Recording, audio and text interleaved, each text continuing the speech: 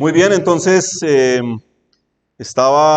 un pasaje que creo que he hecho alguna referencia por ahí, tal vez en alguna participación en la Cena del Señor, y, y es que lo leo y cada que lo leo me produce como muchas cosas, muchas sensaciones, y, y quisiera compartirlo en esta mañana, hermanos, con ustedes. El capítulo 2 de Lucas, dice la palabra del Señor en el versículo 21, Lucas 2, 21. Cumplidos los 8 días para circuncidar al niño, le pusieron por nombre Jesús, el cual le había sido puesto por el ángel antes que fuese concebido. Y cuando se cumplieron los días de la purificación de ellos, conforme a la ley de Moisés, le trajeron a Jerusalén para presentarle al Señor. Como está escrito en la ley del Señor, todo varón que abriere la matriz será llamado santo al Señor. Y para ofrecer conforme a lo que se dice en la ley del Señor, dice un par de tórtolas o 2 palominos.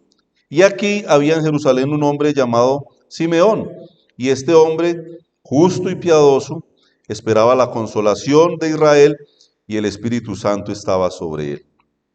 Y le había sido revelado por el Espíritu Santo que no vería la muerte antes que viese al ungido del Señor. Y movido por el Espíritu, vino al templo.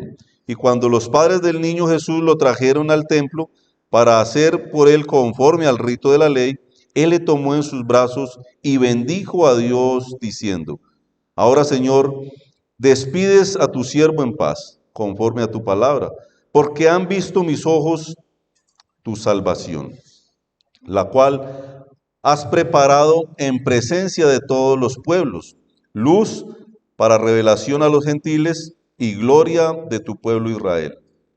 Y José y su madre estaban maravillados de todo lo que decía de él. Y los bendijo Simeón y dijo a su madre, María: He aquí este está puesto para caída y para levantamiento de muchos en Israel y para señal que será contradicha. Y una espada traspasará tu misma alma, para que sean revelados los pensamientos de muchos corazones. Estaba también allí Ana, profetisa, hija de Fanuel, de la tribu de Aser, de edad muy avanzada, pues había vivido con su marido 7 años después de su virginidad. Y era viuda hacía 84 años, y no se separaba del templo, sirviendo de noche y de día con ayunos y oraciones. Esta, presentándose en la misma hora, daba gracias a Dios y hablaba del niño a todos los que esperaban la redención en Jerusalén. Muy bien. Entonces, tenemos aquí como 2 historias en una, ¿cierto? Y como decía, maravilloso poder mirar a la luz de la palabra. Y quiero pensar en este pasaje en un contexto de adoración, de loor, de alabanza. Esto es realmente una historia maravillosa,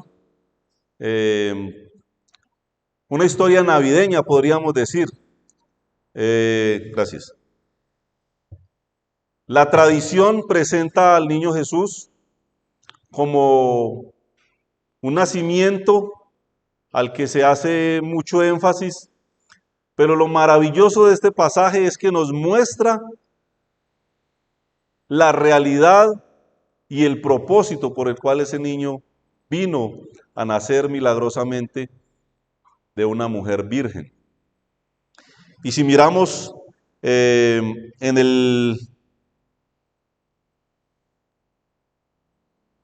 el capítulo 2, versículo 13, recuerden que habían unos hombres ahí, unos pastores.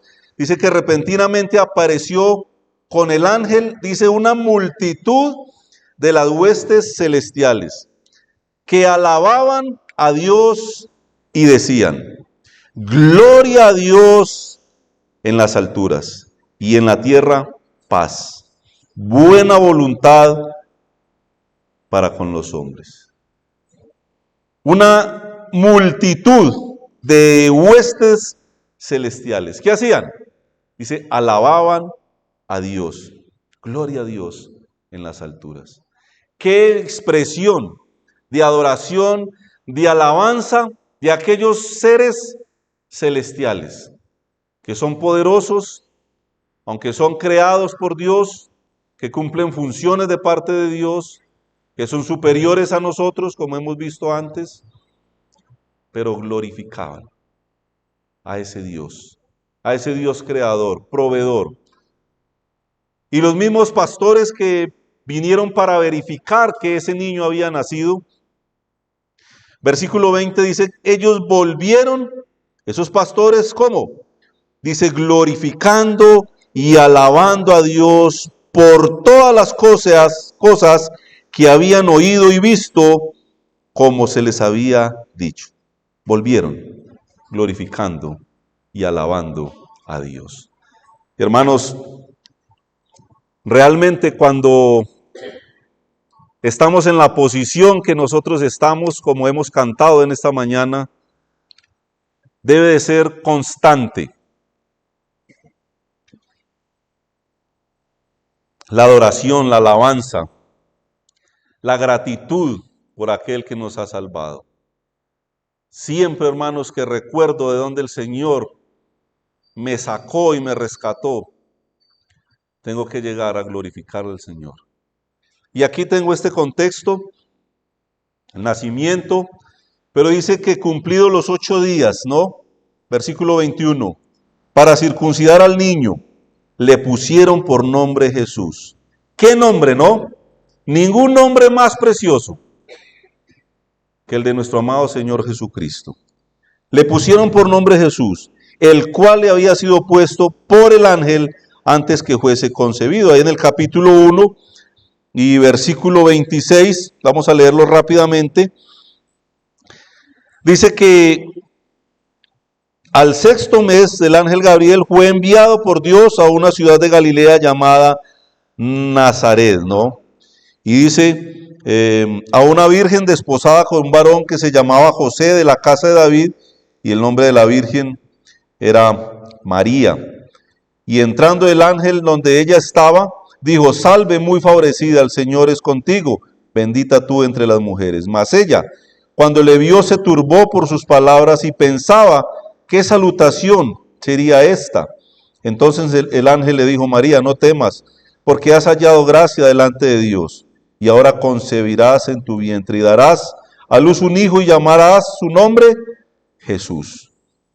Este será grande y será llamado Hijo del Altísimo, y el Señor Dios le dará el trono de David, su padre. Versículo 38, entonces María dijo, he aquí la sierva del Señor, hágase conmigo conforme a tu palabra, y el ángel se fue de su presencia. Una mujer elegida, un nombre que quedó escrito, María, pero ella misma dijo, ¿una qué? Una sierva, una esclava, un instrumento de parte de Dios. Interesante.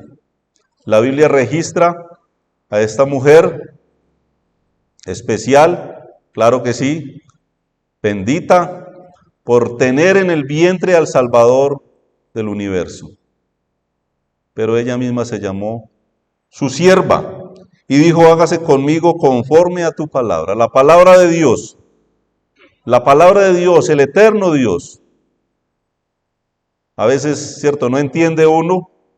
Los católicos llaman a María la Madre de Dios. ¿Qué nivel de ignorancia? ¿No tienen las Escrituras? ¿No la leen? ¿Cómo va a ser la Madre de Dios? Si Dios es eterno, no tiene principio, no tiene fin. En este momento María era una jovencita, 17, 16, 18 años. Y ella se llama sierva, esclava. Y su deseo es que se haga de acuerdo a la voluntad de Dios. Muy bien. Y ahí el nombre, ¿no? El nombre que el ángel había dicho de parte de Dios, como se llamaría el Salvador.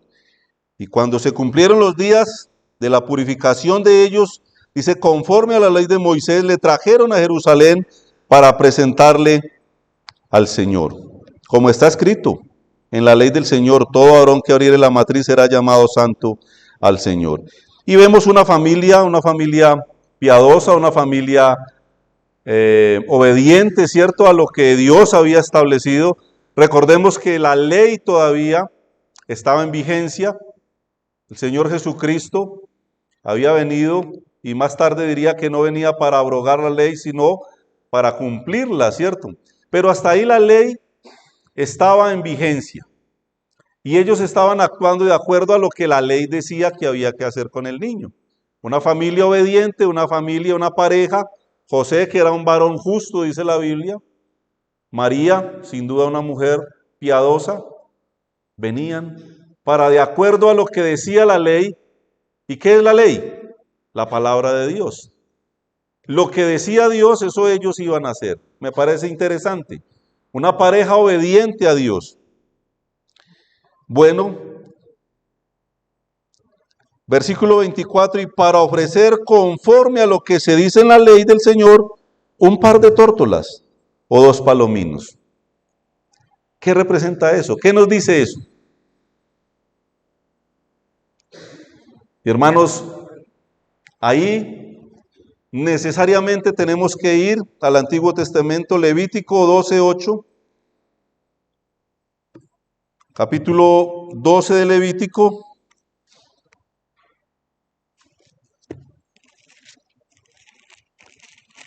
Y bueno, leamos desde el versículo 1. Habló Jehová a Moisés diciendo, habla a los hijos de Israel y diles, la mujer cuando conciba y dé a luz varón, será inmunda 7 días, conforme a los días de su menstruación será inmunda. Y al 8º día se circuncidará al niño, mas ella permanecerá 33 días purificándose de su sangre. Versículo 6. Cuando los días de su purificación fuesen cumplidos, por hijo o por hija, traerá ¿qué? Inicialmente lo que el Señor demandaba era un cordero de 1 año para holocausto y un palomino o una tórtola para expiación a la puerta del tabernáculo de reunión al sacerdote. Y él los ofrecerá delante de Jehová y hará expiación por ella y será limpia del flujo de su sangre. Esta es la ley para la que diera luz hijo o hija. Versículo 8, que me parece que es la clave. Si no tiene lo suficiente para un cordero, tomará entonces ¿qué?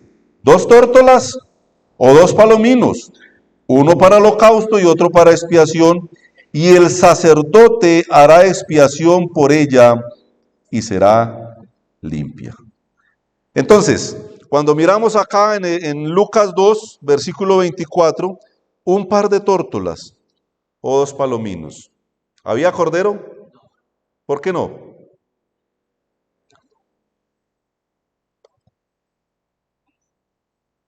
¿Qué clase de familia era esta entonces? Una familia humilde, de bajos recursos. José, un carpintero, no era un hombre influyente económicamente, socialmente. ¿Dónde había nacido el Salvador? ¿Dónde? En un pesebre, en un lugar, unas condiciones. Muchas madres de familia acá, ¿cierto? Ninguna de ustedes, hermanas, había querido tener a uno de sus hijos en una pesebrera, ¿cierto? Rodeada de animales, de estiércol, de humedad. Y vemos que Jesús nació en estas condiciones, un hogar humilde. Y el Señor, que sabe que hay posibilidad de entregarle a Él, algunos de una manera más amplia, demandaba un cordero. Pero ese Señor que sabe que hay personas que no tenían la capacidad económica para llegar con un cordero, decía, pueden llegar con 2 tórtolas, con 2 palominos. Y esta familia humilde, obediente, aquí no se trata de la capacidad, sino de la disposición de corazón para obedecer, para no llegar con las manos vacías, para hacer conforme a Dios mandaba en la ley. Y ahí llegó esta familia, con 2 tórtolas o 2 palominos. Una familia humilde, una familia obediente, que quería llegar al Señor de esa manera. Pero dice, y aquí había en Jerusalén un hombre llamado Simeón. Y este hombre, ¿cómo era? Justo y piadoso. Justo y piadoso. ¿Qué palabras, no? 2 palabras, ahí las encontramos juntas. El justo es aquel que obra justamente, rectamente. Y la palabra piedad viene de devoción, devoción. Y está ligada también a la esperanza, porque este dice que esperaba la consolación de Israel. Esperaba. Un hombre justo, un hombre piadoso, que tenía un anhelo, que quería ver algo especial en una nación que por historia había sido una nación idólatra, una nación inclinada al mal. Pero aquí vemos a uno que esperaba una consolación para esta nación. Y dice, y el Espíritu Santo estaba sobre él. Muy interesante. ¿Dónde estaba el Espíritu Santo? Sobre él. Hermano, ¿dónde está el Espíritu Santo en esta mañana? ¿Sobre usted? ¿Sí?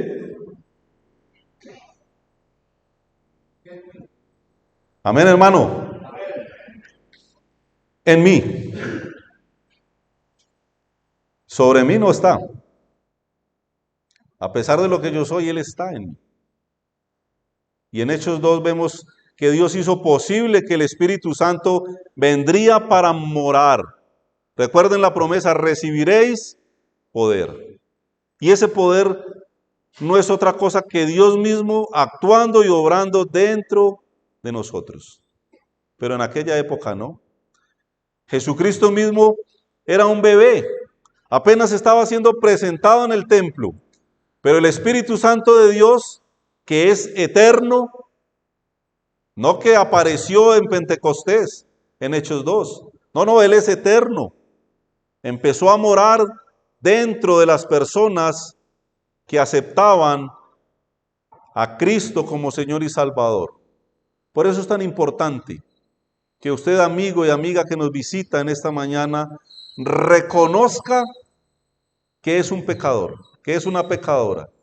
Se arrepienta ante Dios como el Salvador, como que Cristo murió y es el único sacrificio viable, valioso, que te puede acercar a Dios.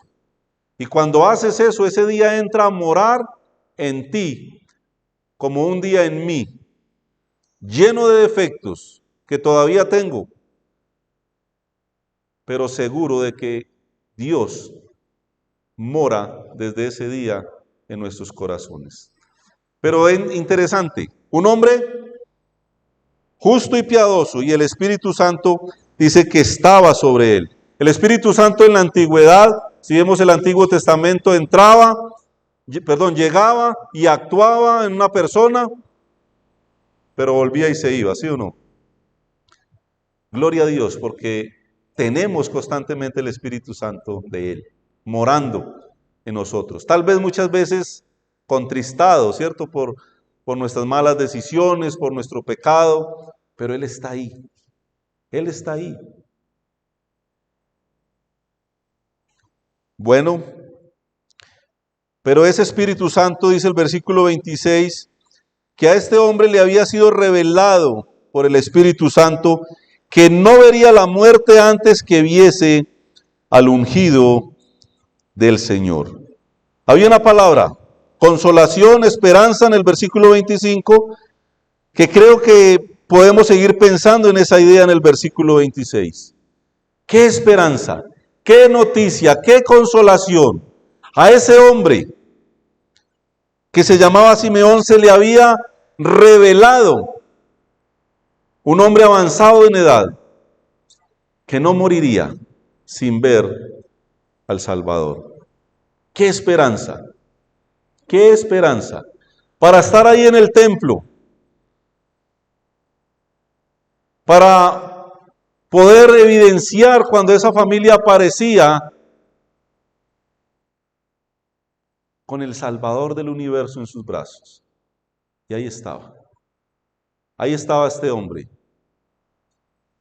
emocionado, pensando cuál sería el momento cuando él vería al Salvador del universo. Muy bien, pero dice el 27, y movido por el Espíritu vino al templo. Y cuando los padres del niño Jesús lo trajeron al templo para hacer por él conforme al rito de la ley, pero dice vino al templo. ¿Qué representa el templo? Bueno, el templo era muchas cosas, era el lugar de reunión, ¿cierto? Era el lugar de adoración, era el lugar donde se leía la ley. Para nosotros, el templo somos nosotros mismos, ¿no? El templo donde mora el Señor, la presencia de Dios. Pero este lugar mismo es un templo, es una construcción donde la iglesia se reúne, que Dios ha provisto para que la iglesia se reúna. El lugar de reunión, donde el Señor, a través de un siervo, enseña su palabra. Pero Simeón vino porque se le había sido revelado que en aquel lugar estaría la presencia del Señor. Y vino. Versículo 28, Él le tomó en sus brazos. No quiero imaginarme, viene entrando la pareja ahí con el niño para cumplir con el rito de la ley, ¿cierto? Para hacer conforme a lo que Dios mismo había mandado. Y este hombre emocionado agarra al niño, lo toma en sus brazos. Dice, y bendijo a Dios, diciendo. Bendijo a Dios, ¿no? Versículo 13 dice, de estas huestes celestiales alababan a Dios y decían. Y este hombre bendijo a Dios y dijo. Fruto de labios, ¿no? Que confiesan quién es ese Señor, quién es ese Salvador. ¿Qué le decimos con los labios al Señor? ¿Qué sale por nuestra boca constantemente, cierto? Todos los días. ¿Qué expresan nuestros labios? Hermanos, hay una necesidad constante de reconocer, de brindarle el loor que solamente Él se merece. ¿Cuántas cosas salen por nuestra boca, no? Una boca que según la Biblia la utilizamos a veces para maldecir y a veces para bendecir. Pero ¿qué necesidad hay de que nuestros labios expresen obviamente lo que hay en un corazón? No digo que solamente nuestros labios. Obviamente debe haber algo interno, debe haber una realidad interna. Y eso motivó a este hombre a bendecir a Dios y a decir, versículo 29, ahora Señor, despides a tu siervo en paz, conforme a tu palabra. En paz, en paz. Interesante que Isaías, cuando habla de este nacimiento, cuando el ángel anuncia que nacería el niño, anunció y le llamó príncipe de paz. Y ese príncipe de paz estaba en los brazos de este hombre. Y él estaba bendiciendo a Dios y decía, despide a tu siervo, ¿cómo? En paz. ¿Por qué? ¿Por qué tenemos paz, hermanos? Dice, porque han visto mis ojos tu salvación. Porque he podido contemplar personalmente la salvación. Un bebé, un niño, que había nacido con un propósito. Unos padres que estaban ahí, pero él no se estaba refiriendo a María. Él no se estaba refiriendo a José. Él estaba refiriéndose al Mesías, que era apenas un niño de brazos, un bebé. Y él estaba diciendo, porque han visto mis ojos tu salvación. Una salvación que había sido preparada desde antes de la fundación del mundo. Apenas un bebé.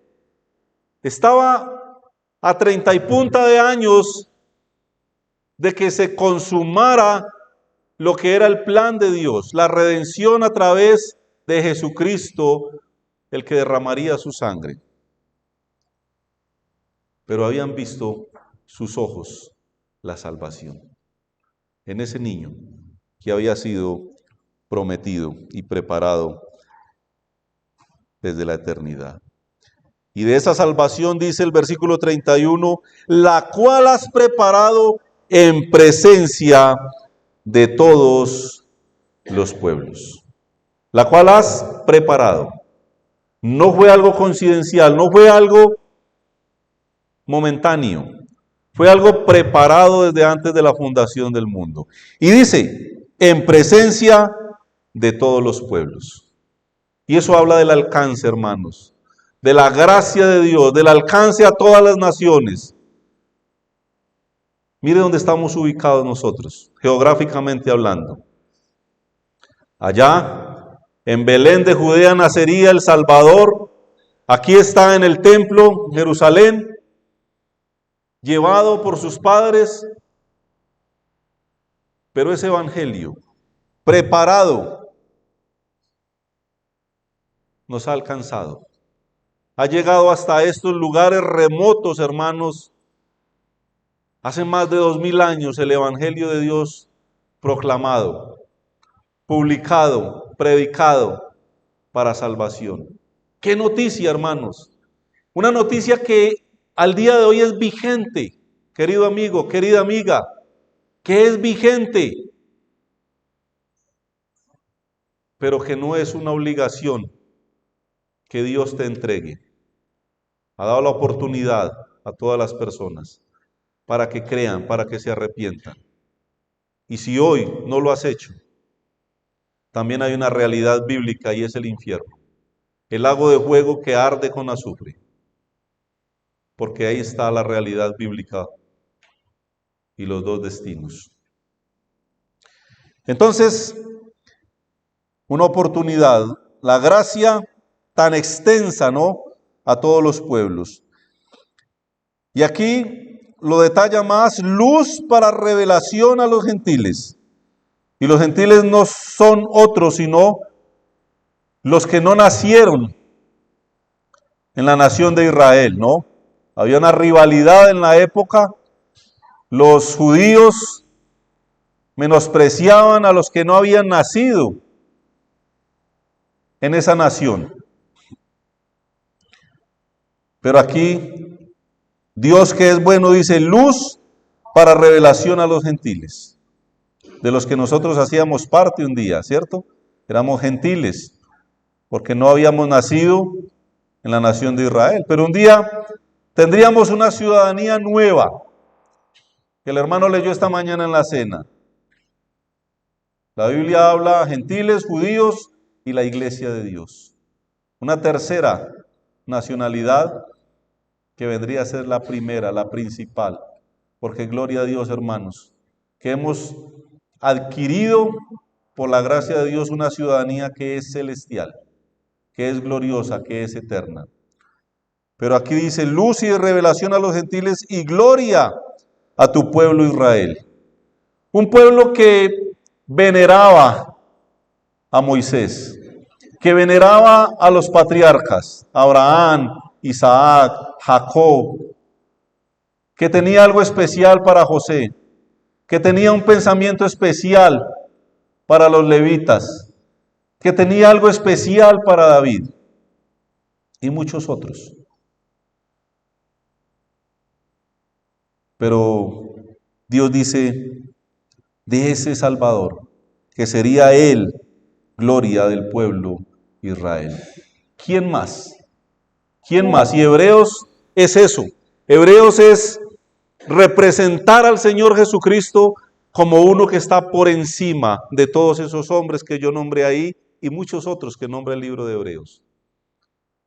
La gloria y la honra le pertenecen a Él, a nuestro amado Señor, a nuestro Salvador Jesucristo. Versículo 33 dice, y José y su madre estaban maravillados de todo lo que se decía de quién. De él, de él, de todo lo que se decía de él. Este hombre estaba emocionado, estaba hablando de un Salvador, estaba hablando de su esperanza, de su gozo, y diciendo unas palabras maravillosas a ese bebé. Y los papás estaban ahí. ¿Cómo estaban? Maravillados de todo lo que se decía de él. Porque el centro de atracción es él. ¿Cierto? ¿Quién era el centro de atracción esta mañana? ¿Quién? El Señor. ¿A quién venimos a recordar? A ese Salvador. Y estamos esperando, hermanos, en la manifestación de ese Señor, de ese Salvador, que prometió un día que vendría por nosotros. Una iglesia que Él compraría a precio de sangre. Costosa, decía el hermano esta mañana.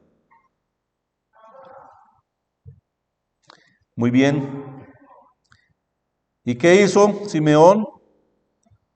Bueno, los bendijo Simeón y dijo a su madre María, he aquí, este está puesto para caída y para levantamiento de muchos en Israel, y para señal que será contradicha.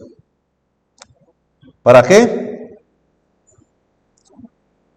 Para caída, pero también para levantamiento de muchos, para señal que será contradicha. Porque Él mismo vendría para enseñar. Él mismo vendría para explicar el plan de salvación. Él vendría para ponerse como propiciación. Pero muchos, la gran mayoría, le rechazaron en aquella época.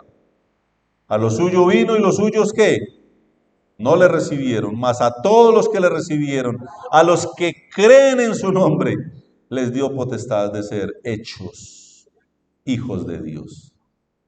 Qué hermoso, hermanos. Qué mensaje más global, más extenso, más alcanzable, porque depende solo de creer, de llegar ante Él. Pero ahí está, profetizado también, que muchos le rechazarían, que muchos también le aceptarían, para señal que será contradicha, porque Él vendría con un mensaje glorioso celestial, pero había una instrucción terrenal. Hermanos, esto nos tiene que animar a que cada día enseñemos y vivamos la Escritura fielmente como Dios la pone ahí. ¿Qué importa el que contradice? ¿Qué importa lo que hay alrededor de nosotros? Igual, la palabra de Dios siempre va a tener detractores. Nosotros tenemos que pensar que lo que Dios dice es lo único que nosotros necesitamos. Muy bien. ¿Qué más dice? Bueno, este hombre, versículo 35, recuerde que está hablando con María, ¿no? Y una espada traspasará tu misma alma. Eso es de manera figurada, ¿no? Para que sean revelados los pensamientos de muchos corazones. Bueno, de manera figurada para ella, porque es una madre. Recuerden que ella estuvo ahí en la crucifixión de Jesús. Y Simeón le dice, una espada traspasará tu alma. ¿Usted se imagina? Una madre de familia presenciando allí lo que pasaría con su hijo. Figurativamente esa espada estaba traspasando el alma de María. Pero saben una cosa, físicamente traspasó el costado, la carne del Salvador. Y podemos ir a Juan 19:25, rápidamente Juan 19:25, si se cumplió o no.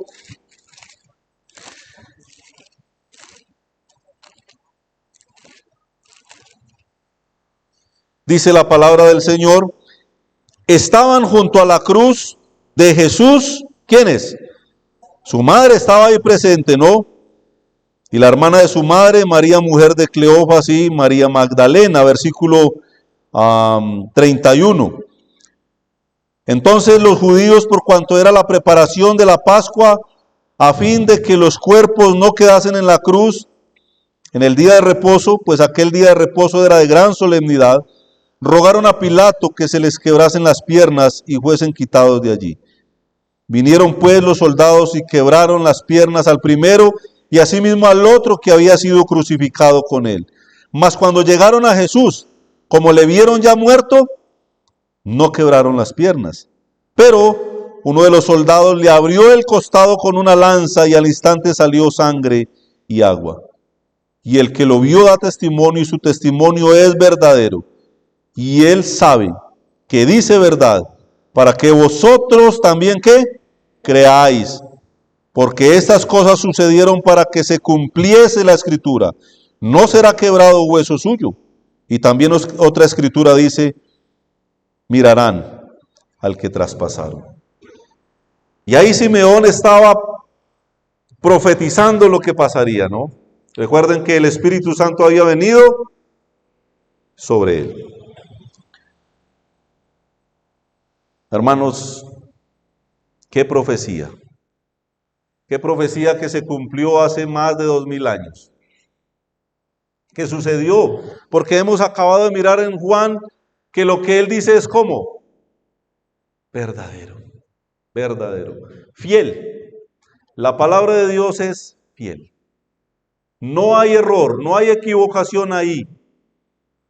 Hermanos, mi campaña, les invito a que profundicen en la Escritura, a que doblen sus rodillas para que Dios dé la sabiduría que se necesita para poder encontrar las verdades de Dios que están ahí. Hermanos, los audios, la píldora, la dosis diaria, el devocional que otro hace, eso puede servir. Yo no digo que eso, pero lo principal está acá. La verdad de Dios está en su palabra. El comentario, el libro, la página en internet que me recomendaron y lejos el canal de televisión o la emisora. Hoy día, hermanos, eso está tan prostituido. Lejos está de que usted halle la edificación ahí.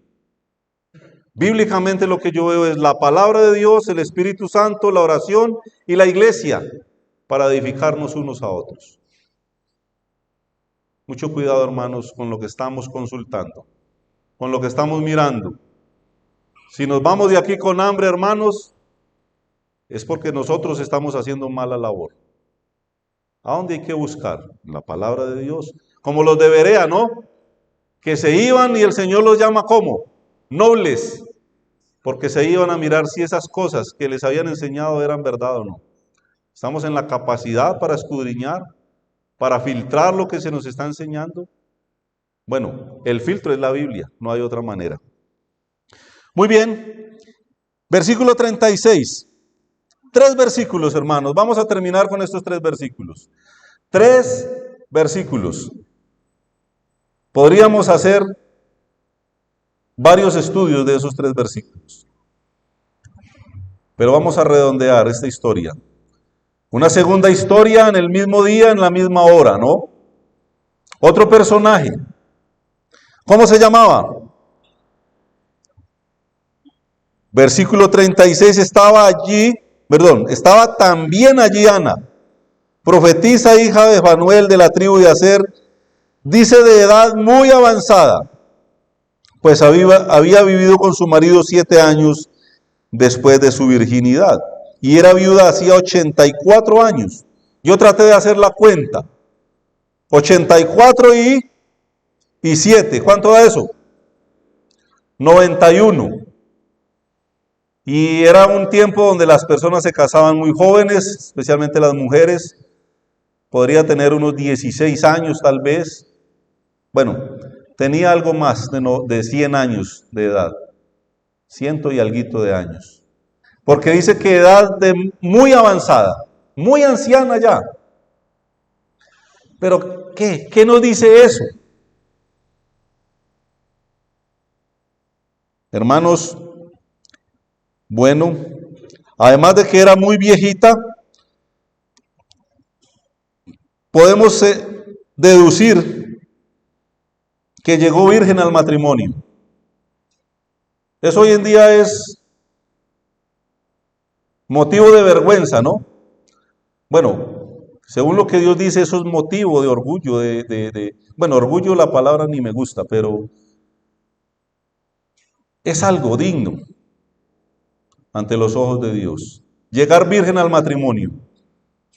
Lamentablemente, Satanás le dice a la juventud, y la niña que cuando preguntan quién es virgen en un grupo universitario y una niña levanta la mano ahí, eso es motivo de vergüenza, ¿cierto? ¿Cómo la miran? Pero ¿por qué Dios lo resalta en esta mujer? Virgen, llegó al matrimonio, como Dios manda. Virgen. 16, 17 años tal vez. ¿Vivió cuántos años con su marido? 7 años. ¿Y qué pasó con él? Murió. ¿Cuántos años tendría? 23, tal vez. 22, 24, no lo sé. Una jovencita. Una jovencita. Y fue posible para esta jovencita que tomó la decisión de quedarse ¿cómo? No sola, con el Señor. Es posible. Hermanos, por eso es tan importante pensar en la ligereza que hay para muchas personas que piensan en el recasamiento. No lo veo en la Biblia, no lo veo.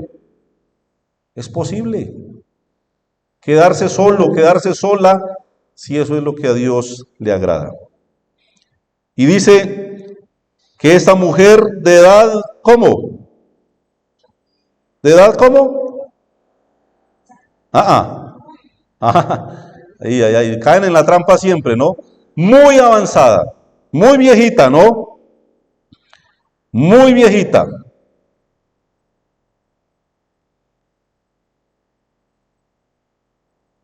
No se apartaba del templo, hermanos. Versículo 37, no se apartaba del templo. Acabamos de decir que era el templo, ¿no?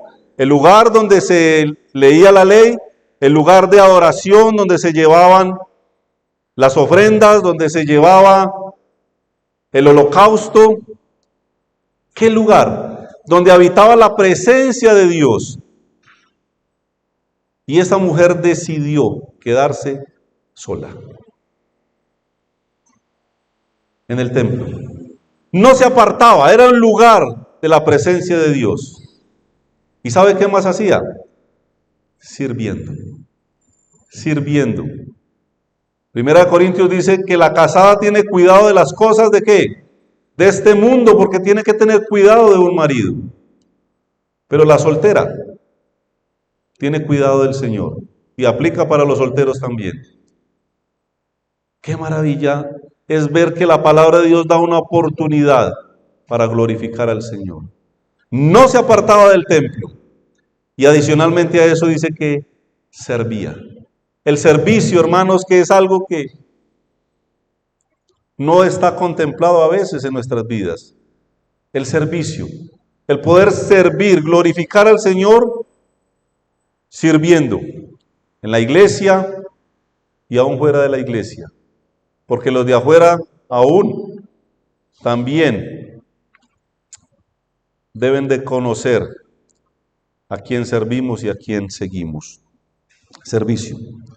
¿Qué más? De noche y de día, con ayunos y oraciones. A veces vemos a los viejitos como ahí, ¿cierto? Eso. Si no viene el viejito no pasa nada. Hermanos, qué maravilloso. Una mujer que desde su juventud decidió servir al Señor y no se apartaba de día y de noche. Una mujer de oración, una mujer de adoración. Rápidamente proyectemos 1 Timoteo 5:5, y quiero pensar un poco en las viudas, ¿no? 1 Timoteo 5:5, ¿lo tenemos? Mas la que en verdad es viuda y ha quedado sola, dice, ¿qué hace esa? Espera en Dios. ¿Qué hace? Espera el momento prudente, la ocasión real, lo que Dios ha dicho. Espera en Dios y es diligente ¿en qué? En súplicas y ¿qué más? Y oraciones. ¿Vemos algo en ese versículo de Ana? Todo. Yo veo todo. Y 1 Timoteo está hablando de las viudas que en verdad lo son. Y no es la que se le murió el marido. Hay unos requisitos ahí. Y veo en Ana a una viuda que en verdad lo era según Dios demandaba. Esta, versículo 38, presentándose en la misma hora, ¿qué hacía? Daba gracias a Dios, hermanos, con gratitud que a veces no tenemos. Esta mujer anciana estaba ahí, a Simeón se le había revelado que el Salvador entraría ahí, tal vez moriría pronto, pero él dijo, han visto mis ojos al Salvador. Y qué glorioso momento para aquella mujer, poder presenciar también al Salvador y poder decir en la misma hora, dando gracias a Dios, pero dice, y hablaba del niño a todos los que esperaban la redención en Jerusalén. Hablaba del niño. Hablaba del niño. Hermanos, ya no está niño. Hace más de 2000 años se cumplió lo que Dios había planeado para él y para nosotros. Ese niño crecería. Les invito a leer la historia a continuación. Un adolescente, un joven, un niño, un adulto que creció con el propósito de llevar en su cuerpo tus pecados y los míos. Y esta mujer anunciaba, ¿a cuántos? A todos los que esperaban la redención. A todos los que buscan de una manera equivocada, que buscan por allí, que buscan por allá, en su ignorancia. A todos esos les podemos decir, de ese niño, de esa esperanza de salvación que nació en un pesebre, hijo de unos padres humildes, pero piadosos, obedientes a Dios, ese que murió, pero que prometió que resucitaría, y gloria a Dios que lo hizo, el Salvador, que además prometió que un día vendría para llevarnos a la gloria con Él. ¡Qué maravillosa oportunidad! ¡Qué personajes! Dos ancianos, dos personas que tuvieron la oportunidad de ver al Señor. Y nosotros hemos tenido un encuentro con Él, hermanos. Y ahora dice la Biblia que le vemos a través de la fe. Pero un día le contemplaremos. Si Simeón estaba emocionado viendo a un bebé, un niño de brazos, ¿qué podría expresar? Pero era el Salvador.